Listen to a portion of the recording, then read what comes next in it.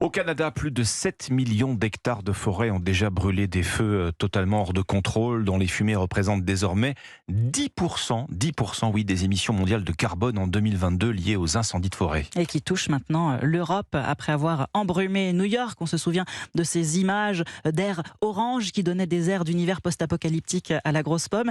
Eh bien, le nuage canadien a désormais traversé l'Atlantique. Guillaume Dominguez, il a atteint le nord de la France.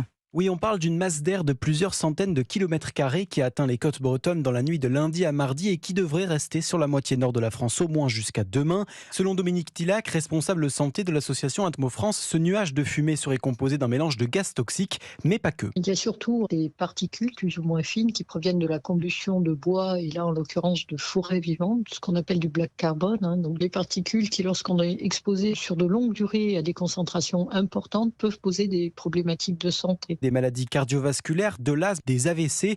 La bonne nouvelle, c'est que ce nuage de fumée se situe entre 3 et 5 km au-dessus de nos têtes, selon les prévisions de Météo France, trop haut pour impacter la qualité de l'air que l'on respire. On a des stations de mesure sur tout le territoire français qui permettent de prévoir la pollution atmosphérique au niveau du sol. Et aujourd'hui, tous nos capteurs sont au vert. Il n'y a pas de prévision même d'épisodes de pollution aux particules. Par ailleurs, l'épisode de pluie attendu demain après-midi devrait finir de laver l'atmosphère, conclut-elle, en faisant retomber les particules au sol. Guillaume Dominguez.